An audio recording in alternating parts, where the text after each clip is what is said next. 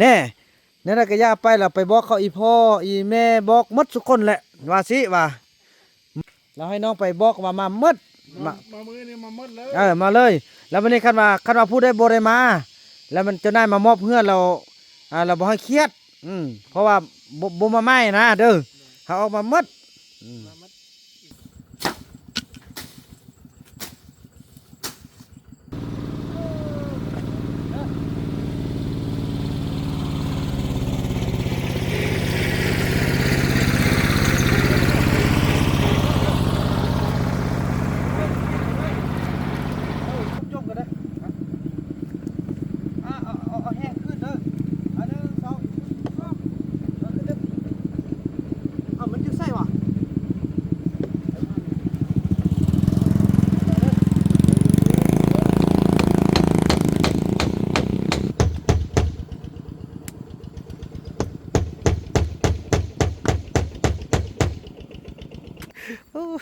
แม่พี่น้องงามแล้วเด้เนาะ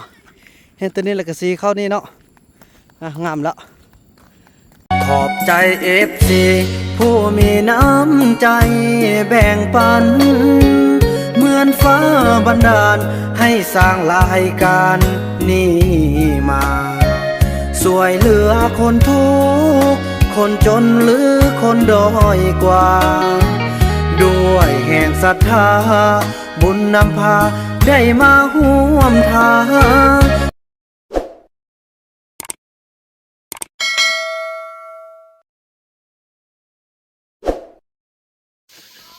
สบายดีท่านผู้ชมเนาะถือว่าคลิปนี้ก็เป็นคลิปที่ไอ้คุณพันซีเนาะไปนำเอาไอ้นูนขอโทษเนาะไอ้บุญรอดลุกกลับขึ้นไปพุ่นไปลุกบนเครื่องไป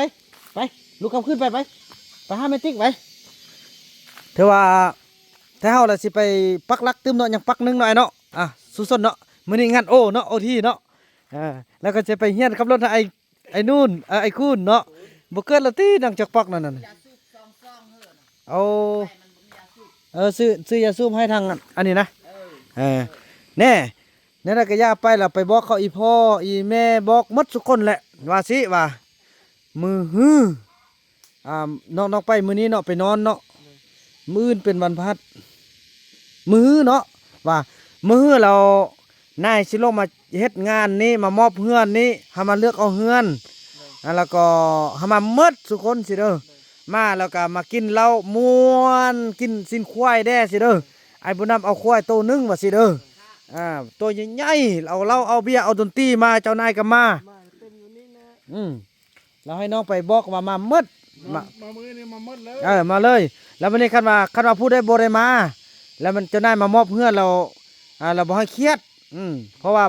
บ่มาไม่นะเด้อเขาออกมาหมดไปเนี่ยเราไปฮอดฮันเนาะฮอดฮันแล้วก็คันว่าบ่เจอฮันละนึงลงเขาอีกเก็มเสียมก็บ่มีเนาะคันน้องบ่เฮ็ดแล้วน้องอันนั้นเด้อน้องก็เฮ็ดซะได้น้องสินำไปตึมนึเอาเข้าไปไหมคันบ่เฮ็ดอยู่อันห้วยเมียงนี่น้องก็สิกลับมานึน้องไปนี่ฮอดไปนี่แล้วก็ไปฮอดห้วยเมียงหั่นคันว่าบ่เฮ็ดแล้วก็ป้าคันน้องสิไปต่อก็ได้บ่ไปเลยบ่ไปเลยไปเลยซะเนาะแต่ต้นมันก็บ่แม่นเสือเราเข้ามันคือลึงแล้วไปเอาเข้าก่อนเอาเข้ากันมาไปนี่ไปมื้อนี้ล่ะไปนอนอยู่บ้านเทิงหั่นคันบ่มีหั่นลูกมื้ออื่นแล้วก็ลงตกเซาห้วยเมียงแล้วก็แกะบงห้อยเด้อเข้าไปข้างนั้นแล้วก็ไปนำเบิ่งนั่นได้ก็ได้มาเด้อเราน้องไปแล้วน้องเขียวไม้ไว้ได้ไปเสียเลยมื้อที่3นี่เบิ่งมื้อนี้วันอังคารเนาะอังคารพุธวันศุกร์นี่มื้อที่2น้องมาเด้อคันบ่เห็นก็ย่ามาเลยมาม่วนนำเฮาคันบ่เห็น2มื้อแล้วคันบ่เห็นแล้วก็กลับมา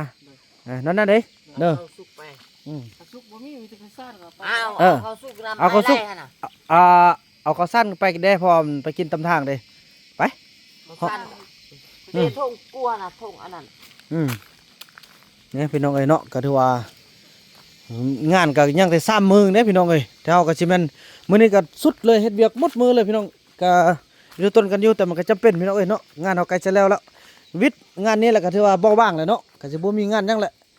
พอมื้ออื่นนี่คันถึงจุทางเมืองสิลงมากวดเด้สิกวดอันเวียกงานนี้ได้ว่าในสร้างเฮ็ดแล้วหมดแล้วบ่หรือยังต่าง มองแต่เฮานี่ก็สิเอาลักตัวใดไปใส่นี่พี่น้องเอ้ยเนาะอ่ะถือว่านั้นนะพี่น้องเอ้ยถ้าเฮาก็สิได้เกี่ยมเอาไปฟังลักกันเนาะส่วนเบานู่นก็คือว่าแหละไปพุ่นพี่น้องเอ้ยเนาะจังซั่นเลยพี่น้องเอ้ยพบกันตอนต่อไปพี่น้อง เอามิดตัวนั้น เบิ่ง รับ เขาได้แล้วไอ้เฟืองเฮาหาแล้วก็ยังไฟซ้ายเนาะโอ้พี่น้องปิดทางล่างบ่ได้ไอ้บุญรอดปากโปเคยไหล ไล่ มีไฟซ้ายบ่ มันใส่เจ้าแล้วมันยืมได้ ฮะไอ้นู่นยืมเลย มันไปเรียกยานมันไปค่ำแหละน่วงกันเลย แม่นแหละเช้าแล้วเกี่ยมไอ้เฟืองเกี่ยมอันนั้นเด้อเกี่ยมพาข้อเด้อเฮาน่ะไปจัดงานนั่นเลยพี่น้องเอ้ยเนาะ อันนั้น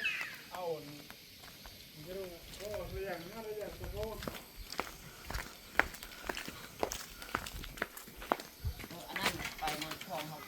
เนี่ยโอ้พี่น้องเอ้ยไอ้เฟืองเพิ่นกะเป็นห่วงเลยยานน้องบ่มีข้าวกินยานบ่มีไฟซ้าย มามันนึงไปตึกขี้หัน ว้าโธ่ผู้ใดขี้ผู้ใด รอด คดดมดูคิดอีกหน่อยหอมบ่หรือเหม็น กันว่าอันมันไปตึก อันนั้นเนาะใส่ข้าวสุกเนอะเคยไล่เพิ่นก็ห่อข้าวสุกให้พี่น้องเอ้ยนะความหักความแพงกันเงินมามันหมดแต่ละคนน่ะบอกเขาว่าคันผู้ใดบ่ได้มาเราบ่ต้องอันนั้นเด้บ่ต้องเครียดเด้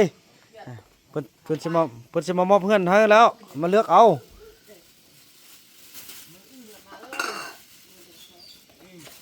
มีหมักไผ่มาด้วย บ่มื้อเนี่ยบ่แม่นเถื่อมื้อยังไปมื้อ จวบเข้าแล้วก็บอกกันจวบเข้าเลยเขามาก็มาเลย อ่า เขามาใส่กันให้เปียกเอา อืม จวบเลยเหยียบขี้เคย เหยียบขี้เรื่องค่าเสียงเป็นค่าดีซะ ที่กาแฟ ฮะ เอาเพ่อยู่หันพุ่งเบ้าอ่ะกาแฟยางซองห่อ โอ้ยลำเลิกกำไรยาเถอะมันฟาวไปมันนึกบ่ฮอดแล้วมันคืนนี้มื้อนี้สิไปนอนเฮือนพ่อว่านเด้อว่าไปนอนอันอยู่เทิงหุ่น ต้องนอนเด้อประวั อยู่เทิงหุ่น ไปเลยเด้อ ไปนอนเฮือนเขาอยู่เทิงเลยเด้อ การขึ้น อืม เห็นนู่เอาพาปั้นเข้ามา อืมบ่ย่านตีกลางคืนน่ะบ่ย่านหรอกเนาะ แล้วลืมหมดแล้วเอาไปกินคือ น่ะไปเนาะเดินทางเลย เอาโคม โอ้โคมเคยหลายโคมโอ้หูมน่ะก็ติดบ่ซื้อเถอะเนาะเดี๋ยวบางบรรดาสิไปแปลงให้ใหม่ก่อน อันกองหุ่นไส้ของเมียนี่เอาไปเลยเอาไปเลย ไปใส่ของเมียอันบ่ มีเสาหาไปไส้บุเห็น บอกมันเด้อมันอยู่ใส่นอนนั่นโอ้ บุยูไปเฮ็ดจังบอกไปเชื่อเนี่ยเขาดี ไปเสียญาสลีว้าวเน่เนี่ยบ่นำบ่ได้ทายบ่ได้สนใจเพิ่นเอาบ่ปากบ่เว้ามันหักเฮ็ดอยู่เดียวบัดนี้ แล่น เด้อน้องเด้อโชคดี ไปมันฮอดเด้อ เรามาไวๆเด้อซ่องแน่อยากกีฬาน้องซ่องมือมาเด้อมือที่ซ่องลูกอื่นสาวละมาเลยตอนเช้าน่ะวันศุกร์แล้วก็ม่วนเลยเด้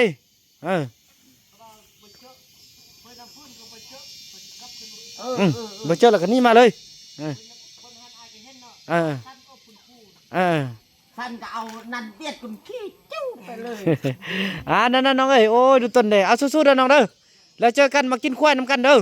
กินเบียร์น้ำกันมาม่วนน้ำกัน เสียเด้อไปเสียระวังมึงกูนำไปมาแซ่กูสิเอาเบอร์อาหารปัดกุนขี้ ถูกไกไปยับแล้วเท้าน่ะเกี้ยมเท้าน่ะเนาะ อีบุญลาดยิ้มดีกันนะพี่น้องเอ้ยแม่เพิ่นไปมินกี้เธอหน้ากับไปขี้ห้องน้ำเด้เป็นยังไงผู้น้อยอันใดขนาดน่ะเป็นยังเนาะผู้น้อยแท้น่ะพี่น้องเอ้ยไปเบิ่งเท้ากับมันโอ้พี่น้องเอ้ยเล่นกับเวลาพี่น้องบ่เฮ็ดมื้อนี้ก็บ่ทันพี่น้องเอ้ยมืดรถก็สิเอาไปให้น้องใส่เล่นเวียกแล้วได้บาทนี่มือนี่จะเร่งให้มันได้ตั้งอันตั้งเบอร์น่ะนะเบอร์เนี่ยก็เบอร์กล้วยโอ้หัวหน้านั่งเลยเนอะตุ๊ ผู้ห้องนั่งนอกเบิ้งใหม่เด้อเขาตีเอาไปแล้วเนาะเสียม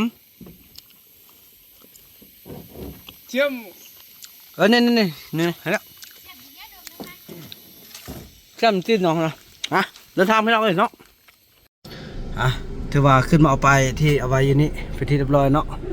สองเคยก็พากันนั่งอยู่นอกพุ่นมานี่เดินทางต่อพี่น้องแลนเวียกขนาดเนาะอันนี้ก็คือว่าทุกอย่างให้มันจบงามในตอนที่แขกมาเนาะแขกสมัยมาแต่ศูนย์กลางมาแต่ไล่ผักส่วนทั่วประเทศพี่น้องสำคัญก็คือทีมงานของเบาเตียงเนาะไอเตียงคำนากายเบาเตียงทองเส้นแนวในพี่น้องเนาะก็ดีใจเพื่อนก็จะได้ขึ้นมา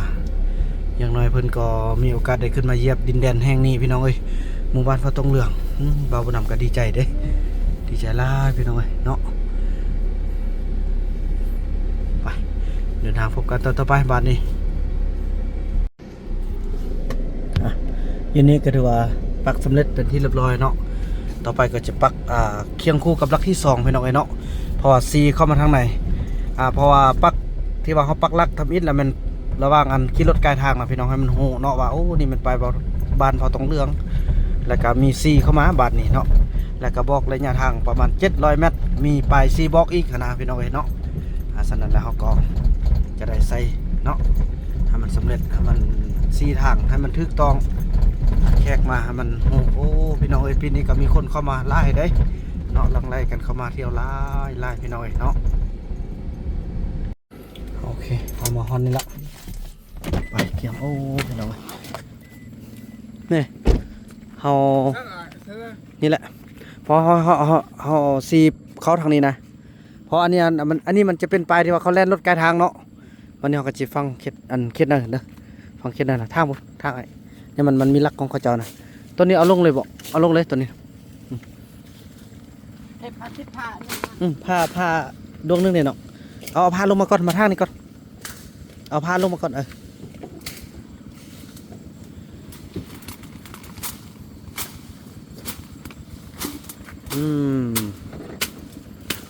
ันแป้นเลยแหละนี่นะเนาะ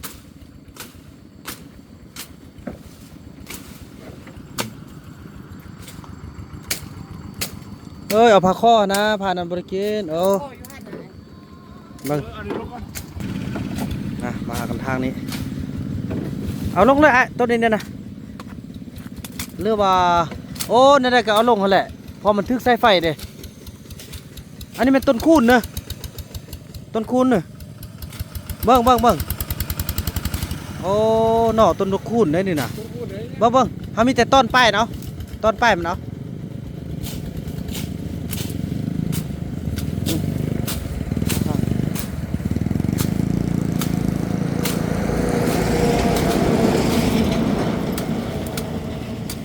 ไอ้บนทางอะไรบ้านี่พอละเด้อพอเป็นต้นคุณเขาหน้าบานละดีเนาะพี่น้องก็ธรรมศาสตร์ได้นี่นะเนาะบอกก็ธรรมศาสตร์กันนี่นะอย่าไปฟันเติมเรื่องง่ายเด้อบ่าวนำก็จะเอาพาทางตัวนั้นพี่น้องเนาะทางตัวนั้นเลยกาเบิ้งเอาทางแล้วนี่ก้นแค่นี้เลยเด้อก้นนี้มานี่เลยบักหินเลยบักใหญ่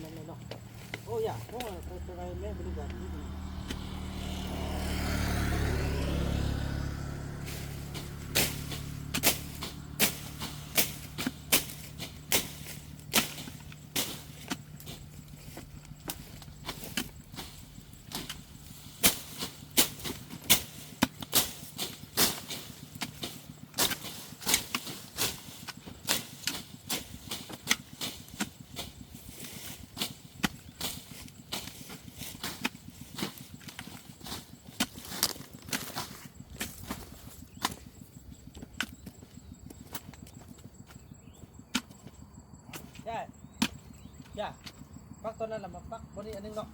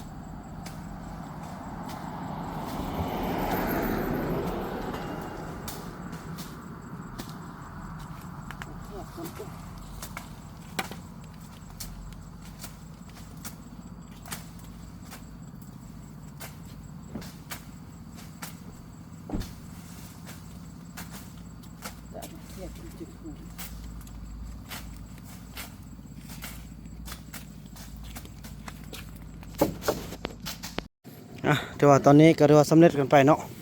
ในการถือว่าทางบ่าวบุญนำเราเคยไล่เคยไล่การเฮ็ดเวียกนะบ่ต้องปะนั่นนี่แม่ต้องเมียนบอลเป็นดีๆยันไหนยันไปเยียบไปนั่นแหละนี่ทางนี้ก็ถือว่าสำเร็จไปทางอันนี้เป็นปลายซีเข้าทางไหนเนาะ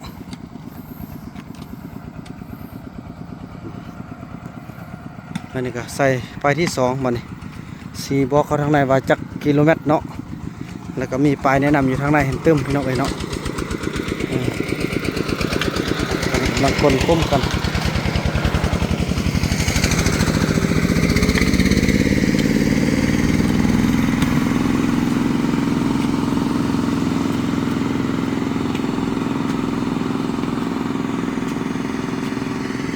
คุ้มนี้อาจจะเล็กกว่าคุ้มตัวนี้ได้เนาะเพราะมันอันหน้าดินเนี่ย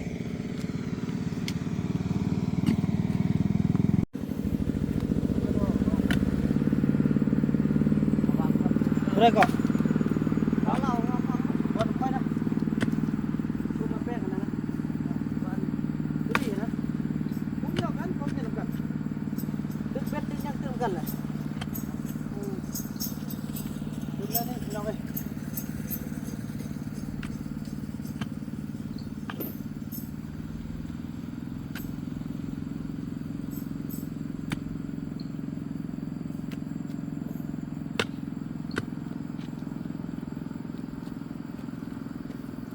กีตัดนี่จนเนื้อเต้นขึ้นมาเลย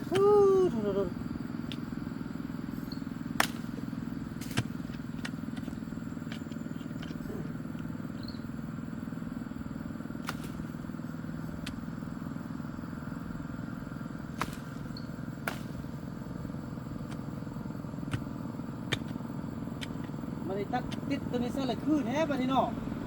เลี้ยวมาเลี้ยวเท่านี้ครับเอ้ย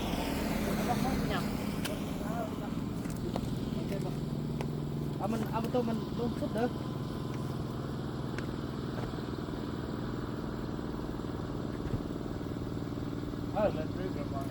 โอเคน่าจะได้ละเบิ่งเอาลองเอานี่ใกล้มึงบอกใกล้ย่อมึงก็ดอกอันนี้ใกล้ย่อมึง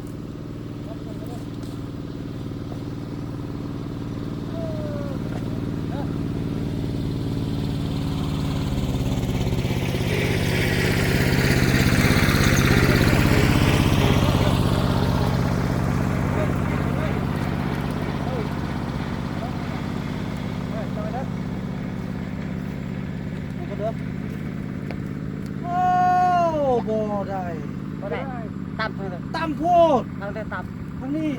เขาบอกไอ้เขายกลงคน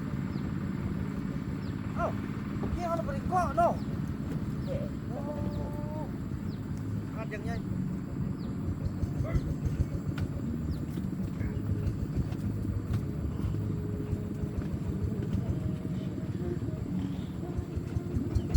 เอาตัวนี้ลง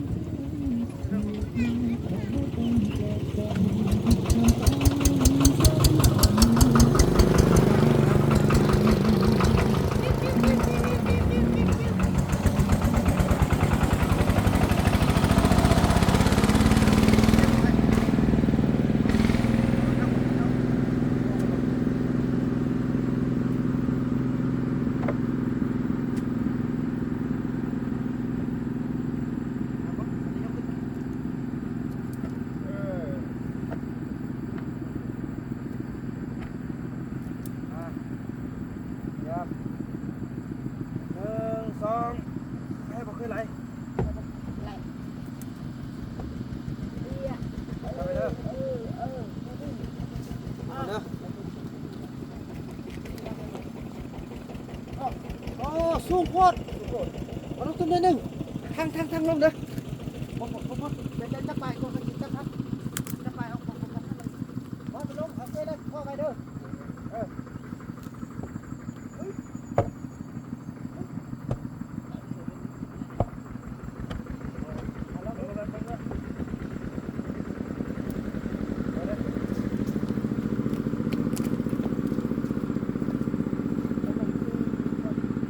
โอเคมาดินะมาเอาพิธีก่อนนะเอาเด้อ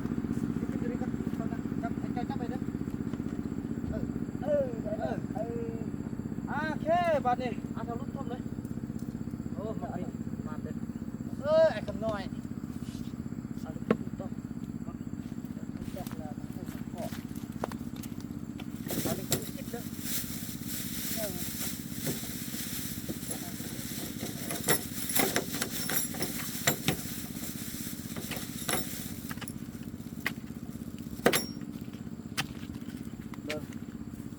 อันนี้เราเอารถถ้อยเข้าไปตอกเนาะไม่จับไปเลย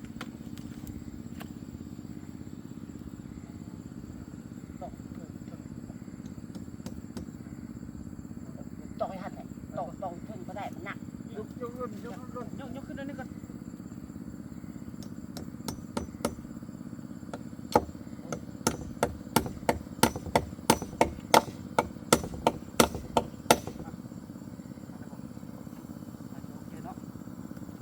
ซื้อนะเนาะต้องเพิ่งจับแล้วก็ต้องเพิ่งโอ้มันบอกอันนั้นเนี่ยมันบอกพิกเลยเนี่ยมันจะจับไปเด้อ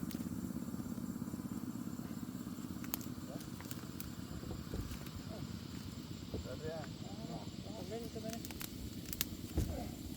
ได้แล้วมามันจะซื้อระทมมาดิโอ้รถไปมันเท่าได้ซื้อนะโอ้นับพี่บ่ยับแต่เศร้าเลยอันนั้นบ่ยับได้ตัวนั้นตึมเบิ่งมาเข้าตัวนี้นึงเอาอย่ายับไปไม่ยกขึ้นโอ้เอากายพดกลับขึ้นตัวนี้นึงโมแมนกลับขึ้นค่ะตึมโอเค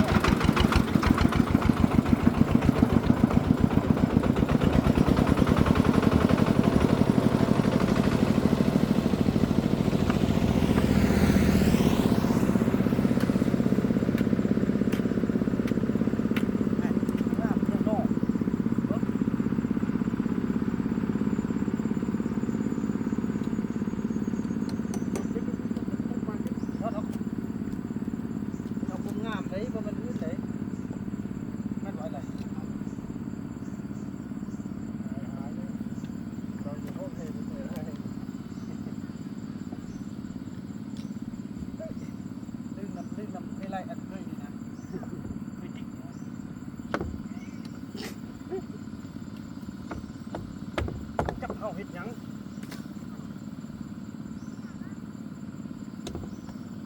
เข้าคาดมองกัน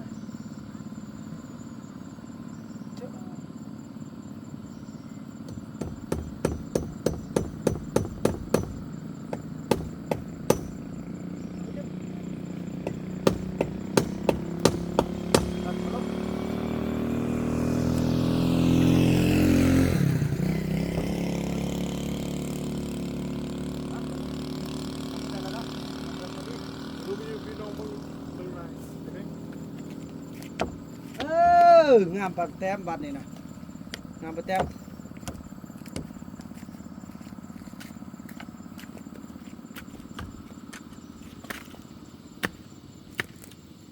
สูงเลยนึงยามันบอเป็นที่สามมันยับตัวนี้ขึ้นเหรออันนั้นทางนี้สูงเขาไปยับ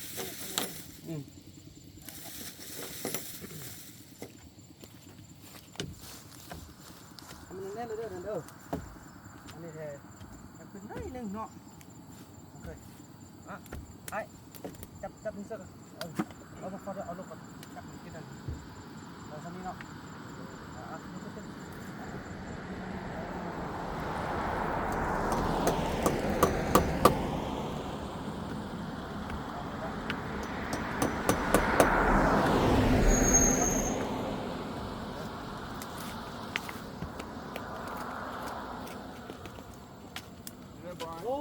เคพอดียกขึ้น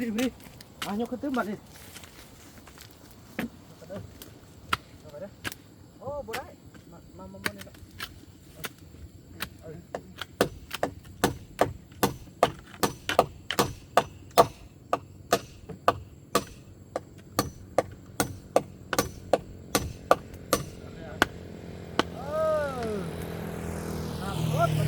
ต้องพูดก่อนมันแน่นเด้อนางโอ้ใส่หลักนี่เนี่ยก็แม่นใช่แม่นเบิ่งอ่ะ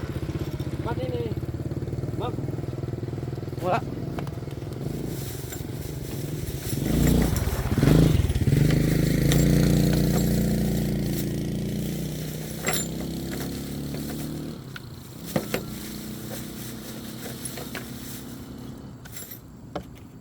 ลิกเบ็ดใหญ่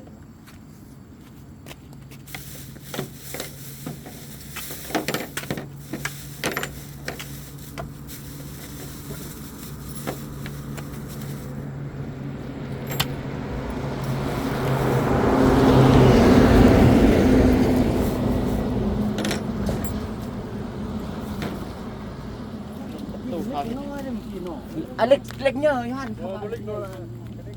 ที่เล็กห้าแล้วว่ะ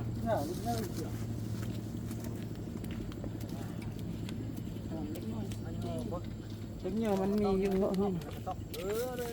แม่นแหละตัวนี้เอาแต่ใหญ่บ่ นี่มันมี มันจำซีนบ่บ่ดิมีกี่ดอกมาตอกเล็กที่3บ่ดิอันยกขึ้นก่อนเดี๋ยวอาจารย์มันน่ะเดี๋ยว เอามาเพื่อเล็ก มันชื่อว่าอาจารย์นั้นโอ้ย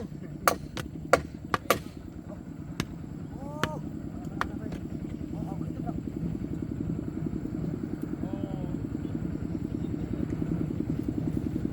ไม่อยากออก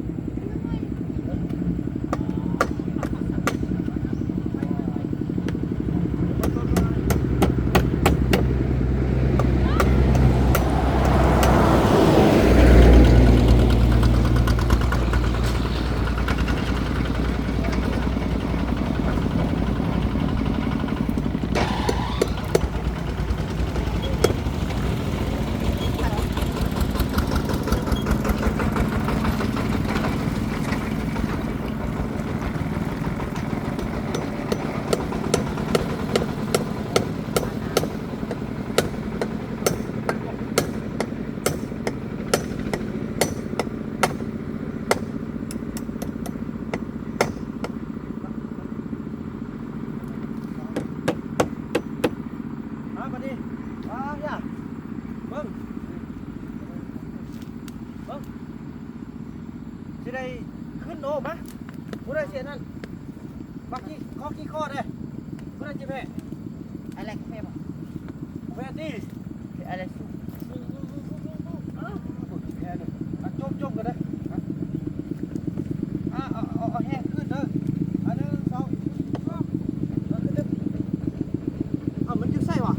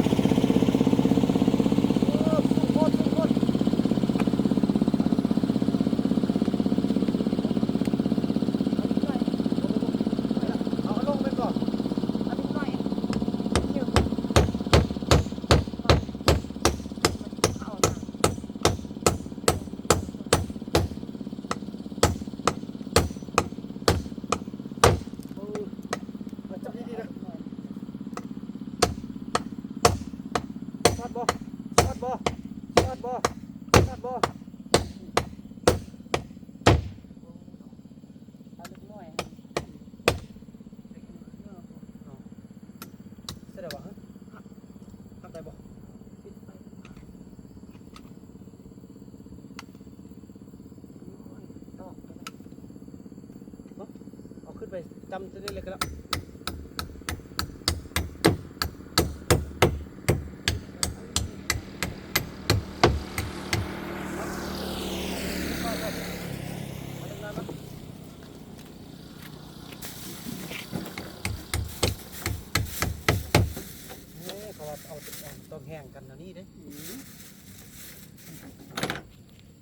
เล็กย่านี่เอาไว้ ก็ได้นะ บ่เอาบนเล็กตัวนั้นรุ่นนั้น ที่ไว้บนอันเก่าอันใดวิทย์อันนั้นบ่ได้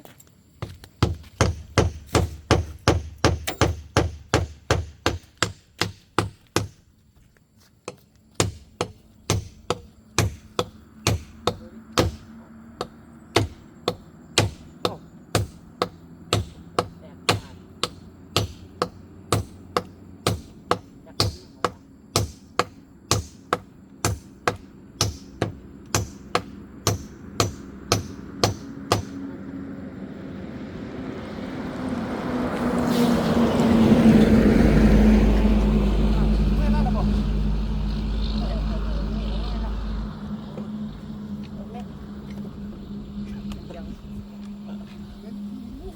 จักร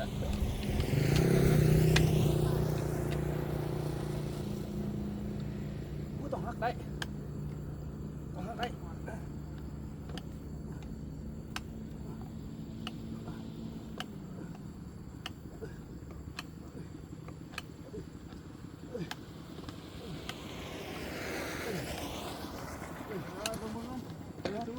เอาลงพอดีหักแล้วพอดีแล้วว้า ว่าเป็นกันเฮา อีเทิงหนึ่งสิเตียหนึ่งอันนี้ซึ่งกูพูดกันแล้วอย่าไปดึงไหมแล้วมึงสะพายนี่ดึงภาพตึ้งจ้ะ ได้เอาเดี๋ยว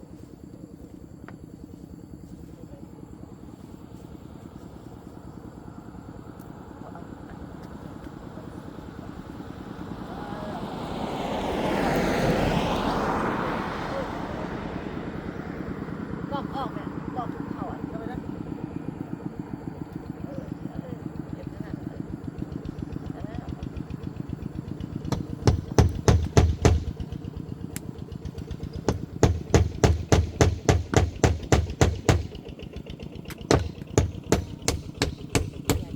จับจับยาวจับยาว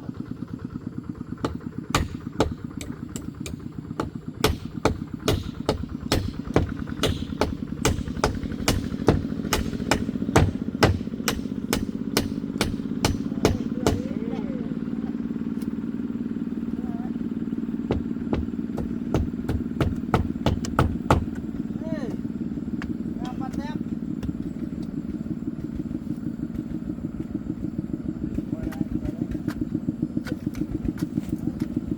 โอ้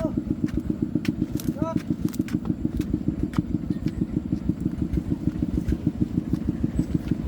โอ้ยเมื่อยขนาดถือว่าสำเร็จกันพี่น้องเอ้ยเนาะ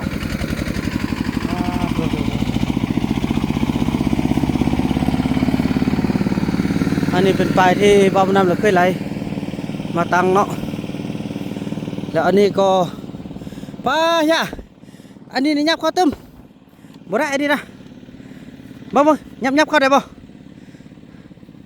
แล้วก็ยูไปตึมยูเศร้าตึมไหมทางล่างน่ะมาเคยจะไปยูออกยูเศร้าเห็นบ่มันเนิงฮะนะ อยากรู้ บ่อันนี้พอแล้วอันนี้นะหุ่นซาตัวนั้นพูดตัวนั้นพูดแล้วยูเข้านี่นะเอาเข้าได้เห็นบ่มันห่างกันได้เห็นบ่มันเงื่องนี่นะเอายกเข้าดูได้บ่ยกเข้าดูบ่ได้เด้อเบิ่งซะตีเขาเอาเบิ่งได้แล้วเอาคนตีเอาย่าจะไปยูไม้ลำนั้นไหมพูดอ่ะตัวส้นน่ะยูออกยูไปยูตึมได้แล้วเอาดันทางบุยองลังเบิ่งกับบุเห็นเลยพี่น้อย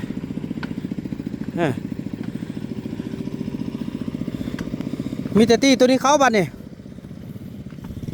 ตีตัวนี้เข้าเอาคนตีเข้าโอ้พี่น้อยมือแตกหมดเข้าได้บ่เอาคนตีนะ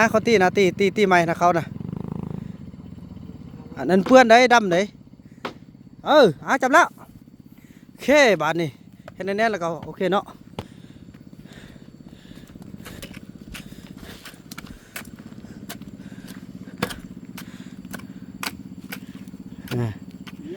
วันอีพ่อยังมาน่ะ อีพ่อนี่แหละมานะป้าเฮ้อเนี่ยได้กระยาบ่สิเอาเล็กน้อยต้องจับนี่ตึมก่อนแบบอยู่เทิงนะเนาะเนาะเรือซ้ำนี่ก็ได้แล้วบ่ กันตอกยัน เนาะยัน บ่ได้แล้ว มันเนาะได้แล้วเนาะ กวนกันรถต่ำแต่ไปกันรถ แล้วตำเลยว่าคนงัดเนาะบ่ว่าเออง ามแล้ว สุดยอดละไปกลับเฮาไปทางอีกหันหน่อยนึงแล้วก็แล้วเลยบัดนี้เนาะอันนี้นี่เฮาบ่ทางแล้วติบ่ทางแล้วเนาะได้แล้วเนาะอ่ะกินน้ำกินหน่อยขึ้นรถแล้วก็ไปทางตัวนั้นต่อแล้วก็ถือว่าสำเร็จแล้วนะไปงามแล้วพี่น้องเอ้ยอ๋อคืออยู่เด้บ่มาอยู่เข้มทางให้เบิ่งเด้อสมมุติว่าเนี่ยพี่น้องเอ้ยเอ้าเคยไล่อยู่เป็นย้อนวะ แม่พี่น้องงามแล้วเด้เนี่ยเนาะเห็นตัวนี้แล้วก็สีเข้านี่เนาะงามแล้วจังสัตว์พี่น้องเนาะพบกันตอนต่อไปตอนนี้เรามาทางนี้ก็เนาะแล้วก็สำเร็จแล้วพี่น้องเอ้ยอนามัยพอบ างคนผู้ลิบเขานี่แหละ แม่นแหละทางทางเข็นนี่แหละทางไปพามีจักดวง3เนี่ยโอเคเดี๋ยวช่วยกันไปทางช่วยกันโอ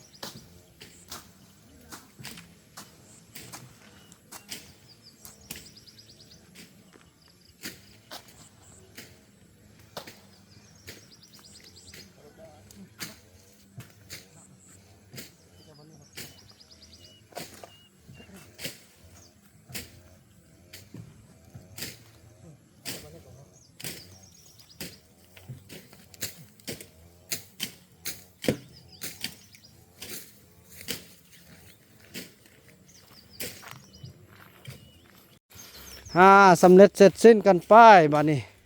เนาะถือว่าแจ้งละเห็นแล้วบัดนี้สำเร็จมื้ออื่นก็มีแต่ยังซ่องเวียกที่สำคัญเดี๋ยวนี้ยังอนามัยเดินเทิงหั่น คนเขา อนามัยเดินเทิงแล้วก็เอาบ่ต้องมาปกเรียบร้อยเนาะก็มันเวียกงานอนามัยเฮือนเฮือนมันเท่านั้นถือว่าจังซั่นแหละพี่น้องเนาะถือว่าคลิปนี้บ่าวนำแล้วก็ทางทีมงานเฮาก็จะได้ขออนุญาตจบคลิปกันเพียงส่ำนี้ก่อนแล้วก็พบกันใหม่ในคลิปต่อไปเนาะคลิปนี้บ่าวนำขอกล่าวคำว่าสบายดี